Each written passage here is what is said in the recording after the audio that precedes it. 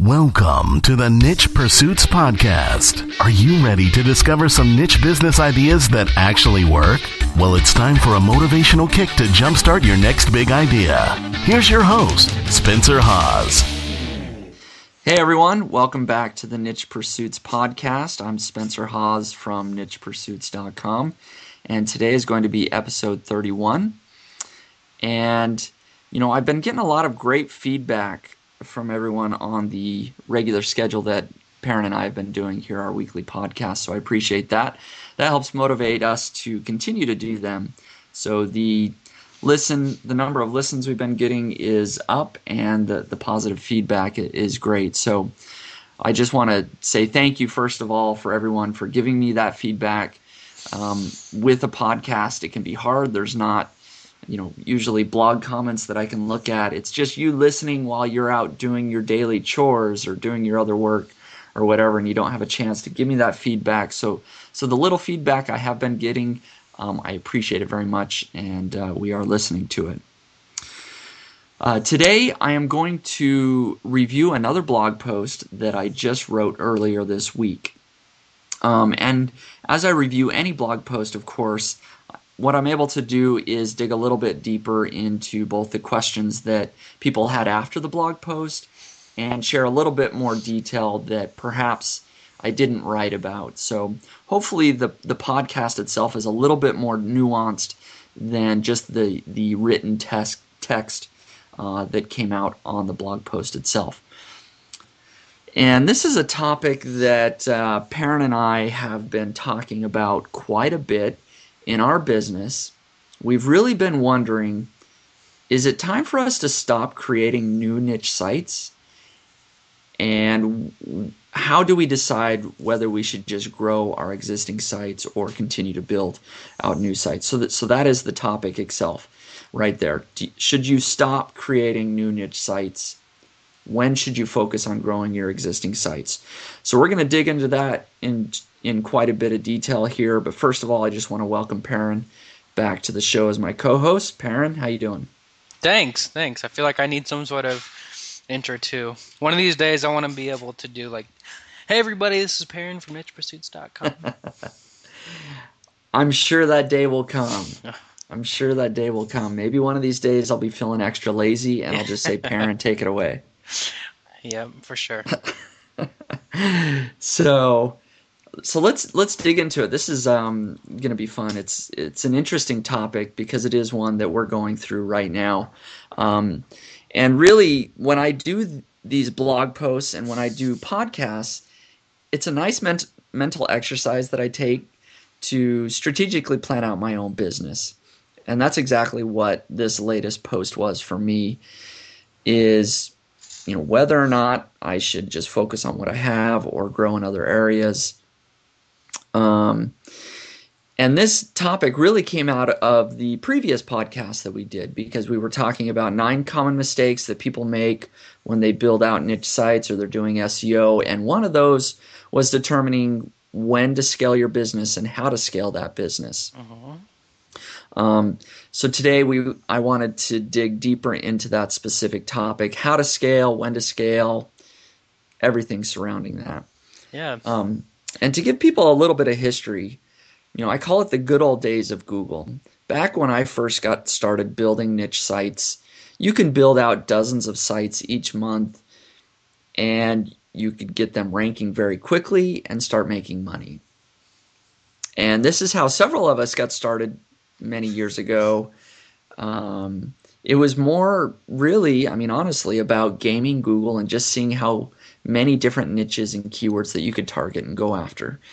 This is how Hayden Miyamoto got started, Justin and Joe over at EmpireFlippers.com got started, and myself and many other people got started this way. It's just how it was. We got into the game of seeing how quickly we could rank in Google for tons of different sites. I should clarify that both Hayden and the Empire Flippers have changed their strategies, of course, just as well as I have since that time, but that is how we got started. It should be said, I do know a couple guys doing that strategy still. Some of them are in international markets, but a couple of them are still in the U.S. market. So interesting. I think as we dig deeper into the podcast, that we'll kind of discover that it's more difficult, but there are some people still doing it. So, not that this has to be.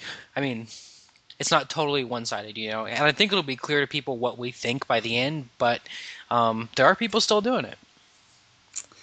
That is a good point. That is a good point. And I think that there always will be people doing it. Yeah. Whether that's people just getting into building websites for the very first time and they're just trying something, throwing a bunch of things up against the wall, or maybe it is people that have been doing it for a long time and they've found different tactics that work. Yeah. So that is a good point. This is an opinion piece, I suppose, and definitely we both have some strong opinions about it. But overall, over the past few years, Google's made a lot of updates. The Penguin update, Penguin, the exact match domain update. Google's really forced us to change our tactics. Automated and mass link building, they don't work quite as well anymore. So it really is nearly impossible now to scale out hundreds of websites all at once. Yeah. Back in 2007 to 2011, that was kind of the heyday, if you will. And you could do that, but you really can't do that any longer. Those days are long gone. And hopefully everybody's noticed that trend over the few years, at least those that have been reading my blog and listening to my podcast. I've slowly been making this transition for a number of years, and I've written quite a few different posts on this exact topic.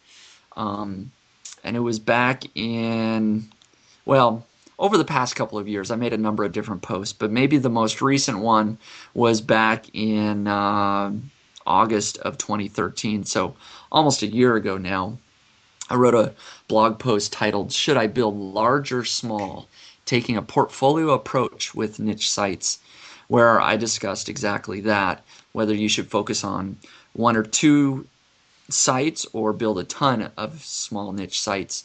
And even back then, about a year ago, I was saying you really should be focusing on just a small handful of sites. So anybody listening in, if they have a chance to Google that, I don't have a short URL to send you, but if you just type in something like portfolio approach nichepursuits.com, you can read that blog post. It's a good one. Yeah, and I think we're kind of going beyond that question too now, because I think that question has been around for a long time, or for the last couple of years anyway. Is like, do I build 50 sites or do I build 5 sites? But I think we are also beginning to ask ourselves a more exciting question of how big do I build the sites, and after I have a big site, what other potential is there? How do I turn a big site into something even cooler that makes even more money? Yes, exactly. It is more exciting. I agree. And it is a slightly different question as well. Now, the question that I get a lot from readers, people send me an email or leave blog comments, how many sites should you build? They're asking this question. And I do want to make clear that I'm far from saying that niche sites are dead. That is not the case. And I quote the post I was just talking about that I wrote about a year ago, just to remind people of what a niche site is. So I'm going to, I was going to read that, but basically the way that I define a niche site is that it does not mean a small website. A niche or a niche website simply means building a site, or it simply means targeting a small segment of an overall market or product.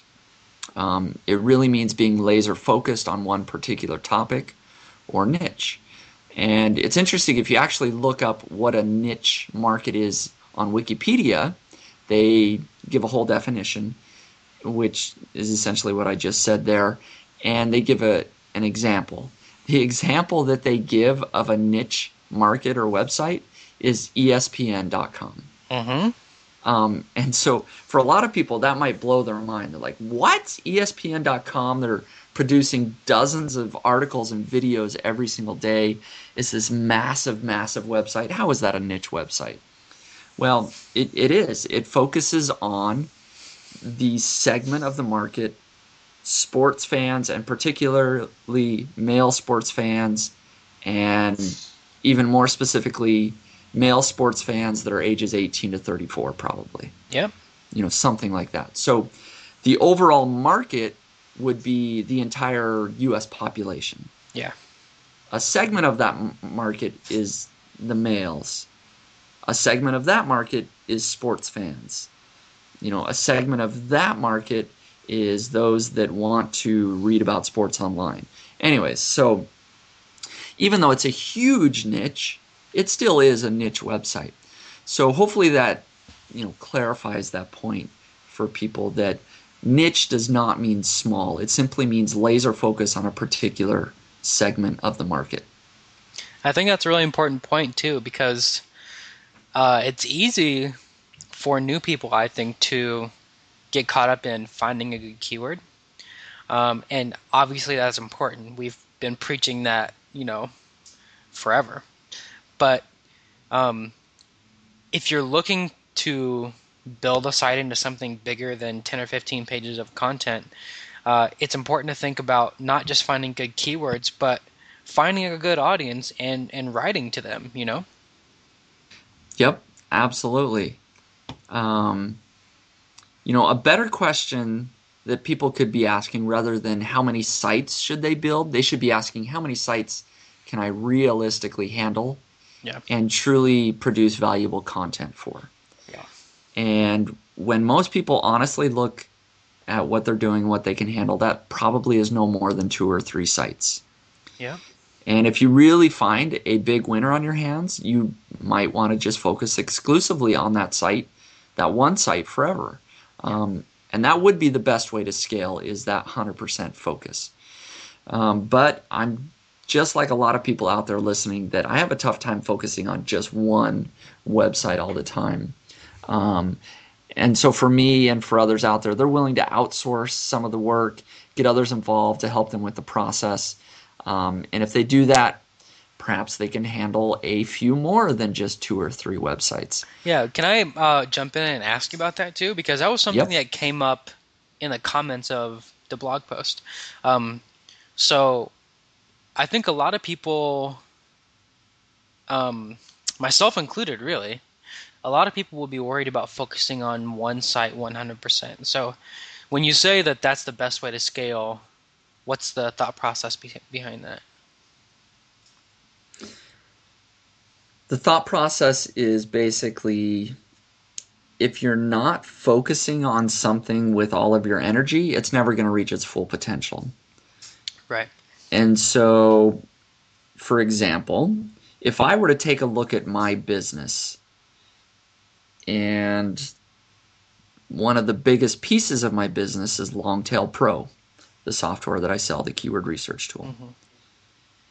If I were to stop doing other little projects that are not Longtail Pro and just focused on it, I could probably grow it a ton. Yeah. If I were going out doing webinars and trying to be interviewed on lots of podcasts and doing all sorts of things, I could probably double that business. Yeah. Part of the reason that I don't is because I always have the itch to try something different and try something new, and the business is doing well, or I can focus just part of my energy there and still work on other things. Yeah. So I guess that's what I mean, is that when you see you have some taste of success and you know that there is larger opportunity in the market, focusing 100% of your energy on that venture is the best way to grow it and scale it huge. Right. I don't know if that answers your question, or if there's a more nuanced question that you have specifically, or... No, it really does. I think there's going to be some follow-up questions, but yep. We could probably talk about those later. But I think, it does scare someone like me who's a little bit newer to this world to put all my eggs into one basket. But in some ways, you're also reducing risk because you're not. I mean, because you have something that already works, and so your time and energy has less of a risk of getting you no return. And we've seen it with some of the guests on the podcast before, like Douglas Smythe from How to Grow a Mustache, or I forget the gal's name, but the guy who runs Jelly Bean Quilts, they have one project, and they started with SEO, and they started with the blog, and they focused all of their energy on it and expanded it until it was a full-blown lifestyle business. Yep. And I totally understand where you're coming from. And that's partially the reason that I say for most people, handling 2 or 3 websites is not a bad idea. To give yourself that opportunity to, first of all, just learning the process.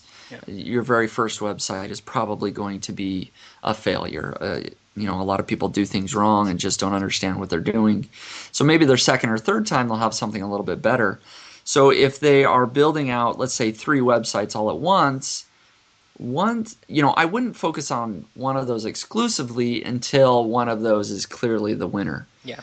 And making money and getting a lot of traffic. Then once you see that winner, then you should start focusing on that a lot more. Yeah, I was having a very similar conversation with our developer for Vilo, because we were just kind of shooting the breeze last night, and he was talking about how he thinks his wife would be really great at building niche sites because she's very organized, she's a good writer, she's detail-oriented, she's good at understanding processes. The problem is she's afraid to fail. And I meet lots of people like this through Niche Pursuits and other places, And so it might be worth mentioning that for a new person, creating several different sites might be a good idea just to find a winner that you can then focus on. Yeah, it really is. And in addition, a lot can be said for learning SEO, learning some of the web development skills and everything else that comes along with it. Just going through the process of building your first site, it may turn you on to something completely different than just niche websites. Maybe it helps you come up with a software idea or something totally different. Just going through the process, you can learn a lot and might spark ideas for new sites or blogs or businesses as well. Yeah, and you and I have those conversations all the time.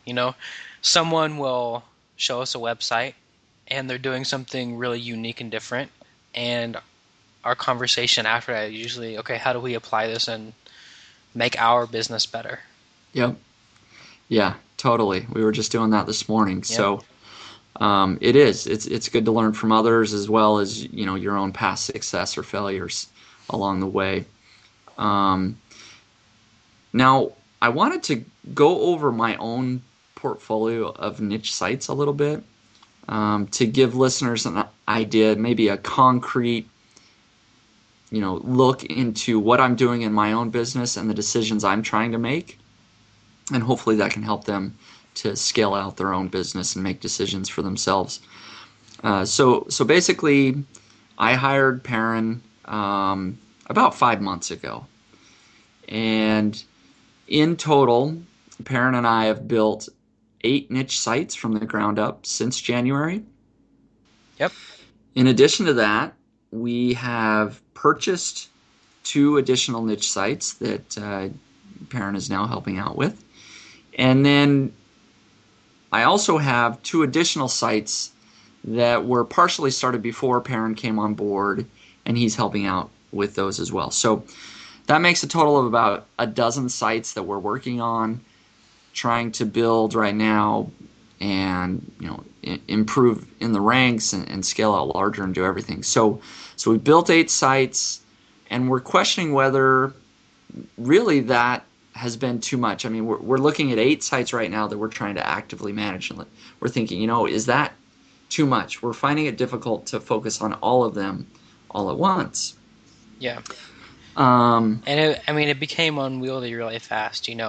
I think last month or this month is when we really started to reevaluate that process, because we had the idea of, building maybe 1 or 2 of these a month until the end of the year. That was the original plan. But when we got to May, we assigned, edited, and published in total something like 140 pieces of content, which is just an absurd amount of stuff to buy, and it's an absurd amount of stuff to manage on top of all of our, link building efforts and everything else. So I think it was something that we learned for sure, that a dozen sites in January wouldn't have sounded like a whole lot to me, but building out sites of a certain quality, I've definitely learned that it is a lot more work than it may have seemed. Yeah, so our plans certainly have changed a little bit as we've gotten knee-deep through the process. Yeah. And for people listening out there, if they are planning on building a new site each and every month, it really might be more than you can handle. It really is quite a bit of work. Now, for my own portfolio, in addition to those dozen sites that we've worked on this year, I also still have, I don't know the exact number, probably over 100 older niche sites that sit totally passive, that I haven't looked at or touched in a long time. Many of them still do earn each month, although it really is much less than in their heyday back in 2009 to 2012, but they're still there, they're making me money, and I'm happy to collect the paycheck, but they were all built with a different process. The quality of content isn't quite as good, the link building wasn't the same that I was doing back then as it is now. So they're all sites that really aren't worth me digging in and trying to scale. I'm just happy to let them sit and earn the little bit that they are each individually. Together, it's a nice little chunk of change each month. But now I do also have another website that is very much a white hat website. This is another website outside of the dozen that Perrin and I have built. And I've been working at, so it's about 2 years old. It's one that I don't work on very actively, but I've never built a single link to it manually. It's very much in the style of what Fraser Cain recommends. I interviewed Fraser, I believe it was back on episode number 4, maybe 5. It was one of the first ones that I did. And he shares his whole process for just building out quality content, and the links will come over the years, basically.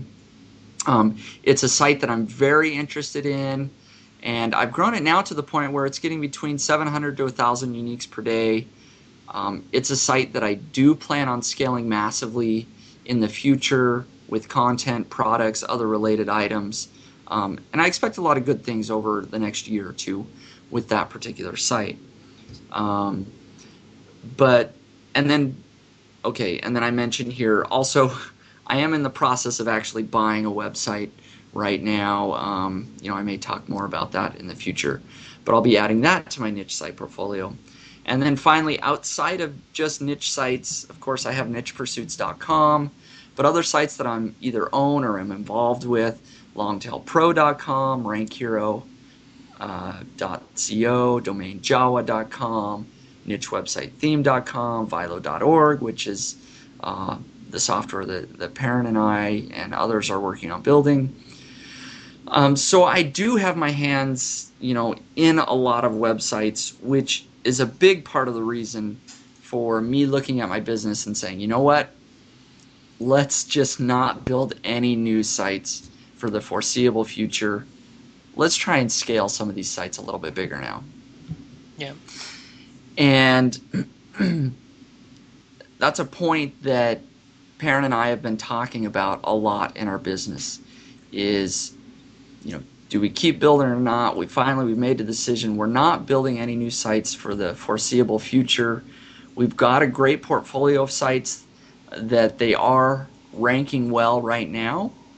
And we really do feel like we can make more money by investing in our existing sites rather than building out new sites. We built out these sites in a way using brandable domains that some of them could grow into 6 figures a year, income earners potentially. That's a huge, ambitious goal that realistically may never happen, that any of them are making 6 figures a year. But there's other niche sites in the same markets that are probably doing that much. They're affiliate websites. They are making 6 figures a year in our particular market. So if we scale properly, why can't we do the same?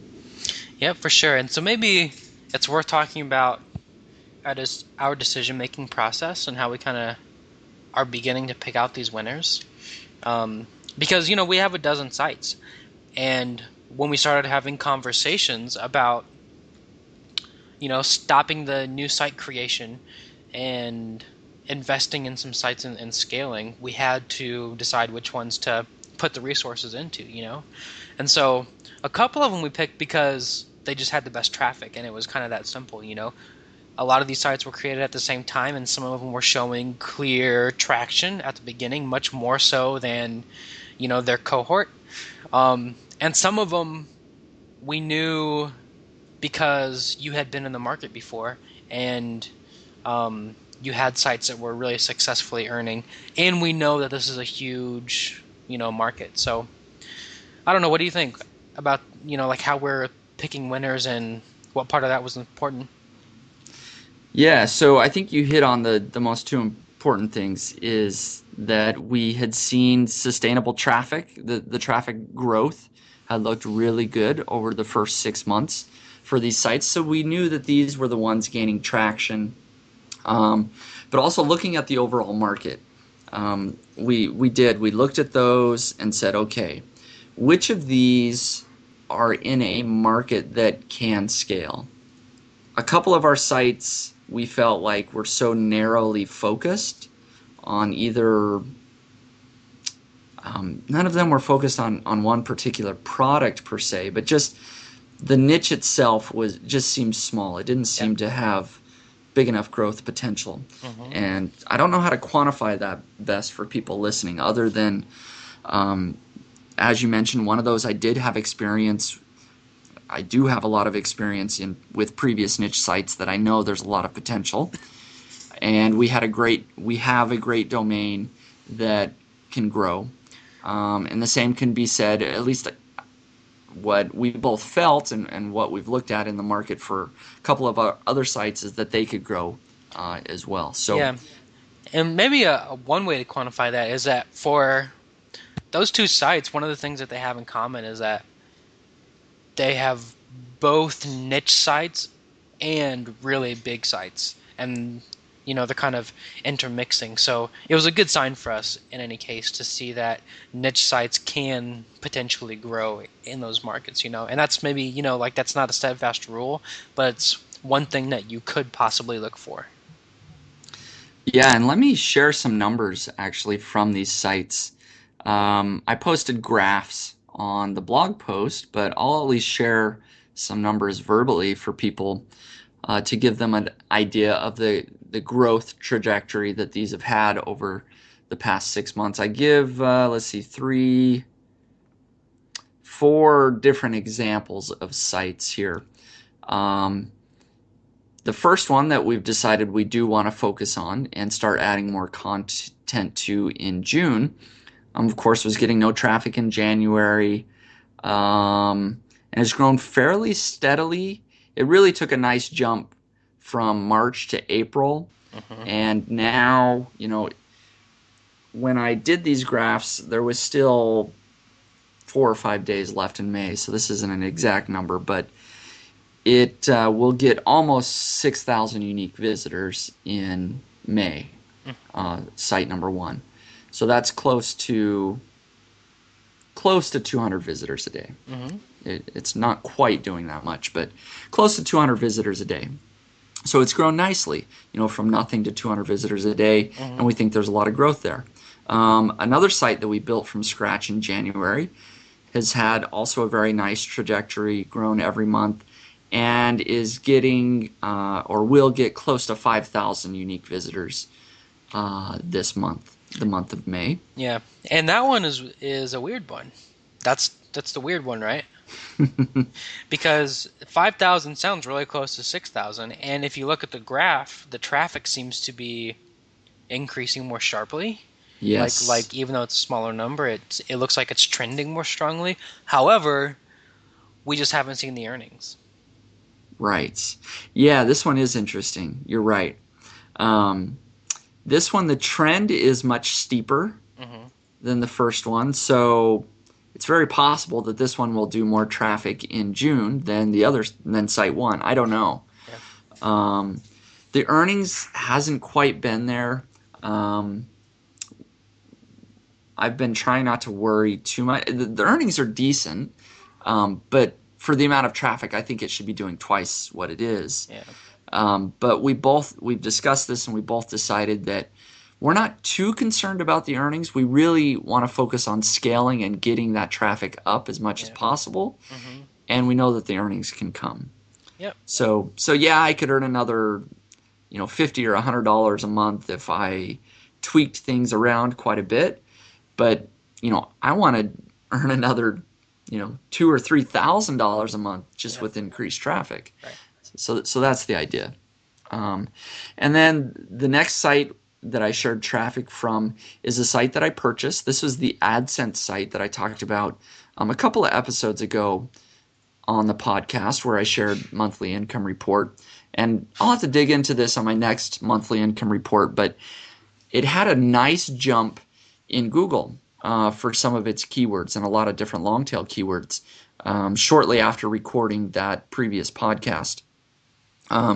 It went from getting around 230 or so visitors a day to now closer to 350 or so per day. So over 100 visitors a day increase, basically, is what it's done. It just, one day the links that we had been building finally kicked in, I think. Yeah. And Google decided to give it a nice boost. So right around May 17th or 18th, something like that, it had a nice jump. And so that's one we're going to focus on and add some more content to, because it's only got 6 or 7 articles actually right now. So we're going to, throw another 10 or so at it at least, I think. Yeah, it does really well for the amount of content it has. Yep, definitely does. And then finally, I share an example of a site that we're not going to focus on scaling right now, even though it's had, a decent amount of traffic. We just feel like the other 2 sites that we built in January have bigger potential to scale and are already getting a little more traffic and earnings. This one, again, went from no traffic on up to now about 2,000 visitors in the month of May. Mm-hmm. And Perrin, we're going to take a short break here. I'll be right back. Sure. Hold on.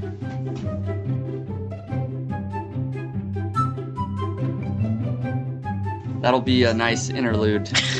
Add some corny music, and I'm going to take a drink here anyway, so. All right.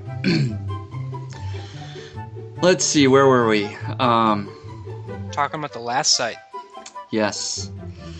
So, yeah, the third site, it's getting a decent amount of traffic, not a ton, and it's earning a little bit of money, but for now, for our resources that we have, we can't scale every single site that we have. We're going to just keep building some links to this site, see what happens, and down the road we may try to add some more content as well for that one. For sure, and we didn't want to pick too many winners either, because we've built some sites recently that sort of incorporate a lot of the knowledge that we've learned in the last 5 months and that we are excited about, namely the most recent site that we built. And so we're going to wait and see how those two too. Yeah, and I'm not sure if I mentioned specifically what we were going to do, but basically we're adding 20 to 30 articles to each of those sites on various keywords to hopefully start ranking for more long tail keywords and just flesh out the site a little bit more to increase the traffic overall, in addition to doing some link building as well. Yep. And down the road, really to truly scale a business, it's more than just adding new content.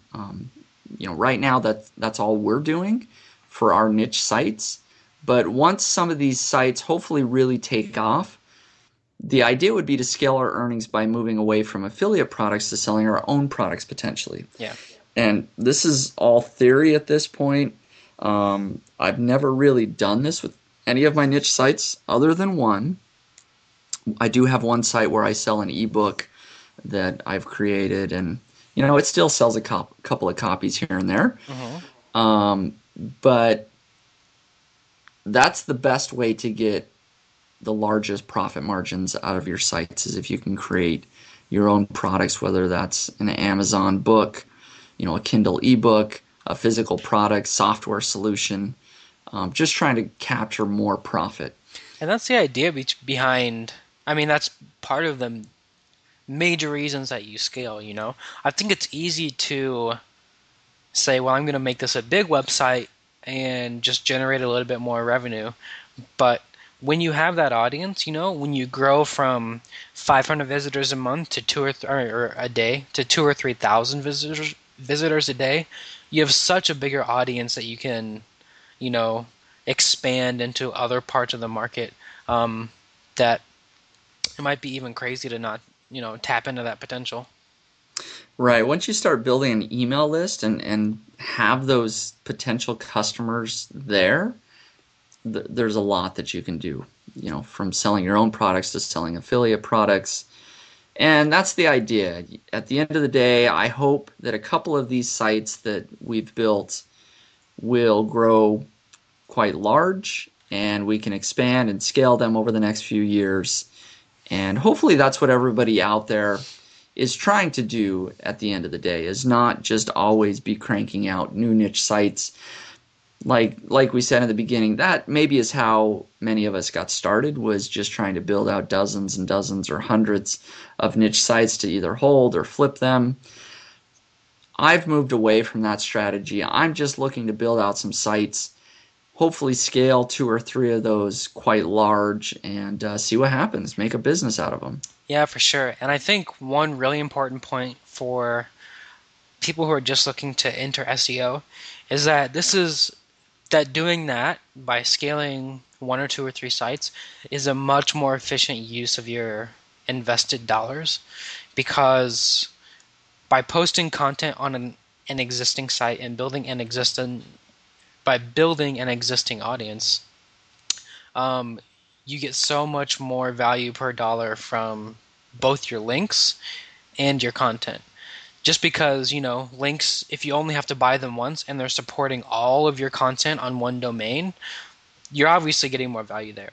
But also for content, it's much easier to rank a site on a established domain that's 3 years old that already has 50 or 100 pieces of content on it than it is to start from scratch.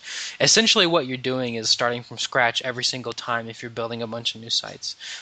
So it makes your life a lot easier if you just build one authority. Absolutely. Yep. Google looks at domain authority overall. Yes, they certainly rank individual pages, but if your site has great domain authority, those individual articles are just much more likely to get that, juice that's flowing throughout your entire site already, that has AH, has authority, has all of those things. Yep. Now, this blog post actually got a lot of great comments. I have to say that the blog comments that I get on nichepursuits.com are so well thought out, and useful, and I'm so appreciative of them. In fact, my brother, who every once in a while stops by my blog, he says he usually stops by and just reads the comments. He gets a kick out of reading those and enjoys the discussion, sometimes more than my blog post. Yeah. So, I wanted to pick out a couple of good comments here. It looks like there's 89 comments at the time of recording this right now. And this might open up a whole other can of worms that I'm going to go ahead and dive into. Mike left a great comment. And it's a discussion topic that's been hashed and rehashed over and over again. He first said, he essentially says, yes, it's tough to focus.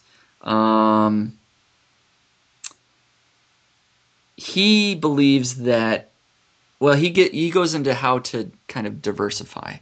He says, to truly scale, I think you need to scale horizontally as well as vertically, meaning you need more than one site. And this is the point he's trying to make. He says, the way I think of it is, would you rather have one site earning $10K per month or 10 sites earning $1K per month? He says, for me, the answer is easy, 10 sites. And the reasoning for that is simple, risk. He says, with one site, all your eggs are in one basket, one Google penalty, and you're done. You're 100% invested and 100% at risk.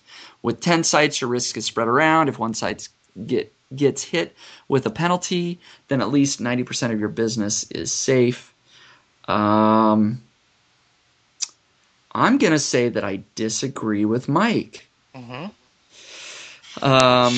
And this is a question that a lot of people have gotten, and in fact, I believe I asked this exact question of Pat Flynn when I had him on my podcast back on episode 3, I think. Mm-hmm.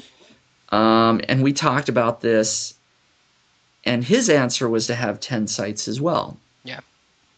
And, I don't completely disagree with that sentiment, but I had a follow-up comment that I'll go ahead and just share with everybody. I view it differently. And as I've said throughout this podcast, I do think that it's okay to build a few sites. I'm not saying people should just build one site. I certainly have, dozens of them, and I think people should be building 2 or 3 niche sites to get started, and maybe even a few more. Mm-hmm. Okay, it all depends on their resources and their abilities and everything. But I view the basket, the risk basket, very differently than Mike does. He views each individual site as separate, different, not exposed to the same risks. I view SEO, search engine optimization, as the basket itself, not different sites.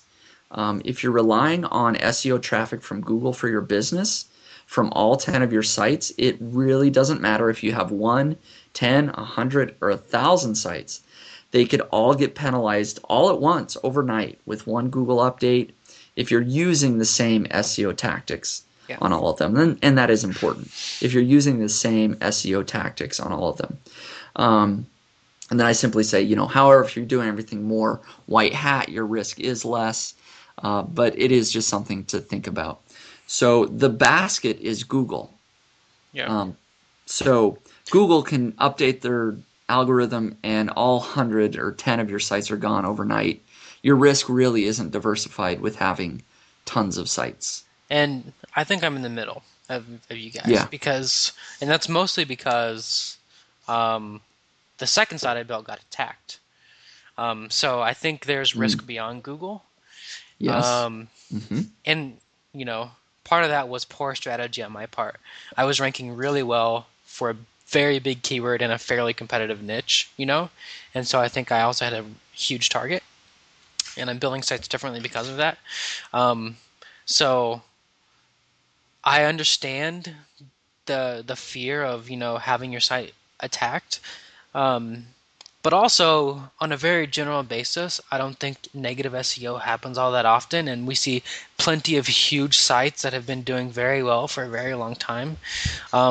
So for me personally, I think I'm going to focus on 2 or 3 sites, just so that I can give myself a little peace of mind by spreading the risk just a little bit, but also having few enough assets that I can really get authoritative and scale them in a way that any one of them could be their own business. Yep, absolutely. So that's some food for thought for people listening out there. We can let them make their own opinion, but that's a couple of points that I wanted to make as well. Any final comments that you saw that you thought were good, or other points that you'd like to make, Perrin? I don't really think so. Okay. There was a whole bunch of great comments, and there are some really good examples of very large authoritative sites in the comments if people want to go check those out. Yep, absolutely, yeah. Tons of great comments people can read through or stop by and leave another comment. I try to respond to all the questions at least to carry on with the discussion. But overall, hopefully this helps you think about your own business. Is it time for you to stop creating new sites? Do you already have your hands full? Have you already built enough? Or if you're just getting started, this might give you an idea. Hey, you don't need to be focusing on a dozen sites at once. Pick 2 or 3 and try to focus on those. And once you start seeing some promise, decide when it's right to grow and scale those websites. Yeah, and for me it was almost a weight off my shoulders, Right. Because when you're building so many sites, there's only so much energy and resources you can devote. But if you're building just a couple and really working hard on them, you can build something that is really cool, that you're really proud of, that you've, worked on, and like create an actual brand. So for me, it feels less like a gimmick and more like I'm doing real business and adding a lot of value to the internet, which is kind of cool. Yeah, absolutely. And it really is exciting when you see the amount of traffic you're getting and you start thinking about the number of actual people that are visiting your website and that are reading your content, and hopefully that you're helping out with whatever they've come to your website for, whether that's researching products or doing something as well. Yeah, totally. So I just want to say thank you to everybody listening in. We appreciate you sticking around till the end. And as always, if you found any value in this podcast, I would love it if you left a review on iTunes by going to nichepursuits.com/iTunes, and feel free to leave your thoughts and a rating there. And overall, best of luck in your business. Thanks a lot for listening.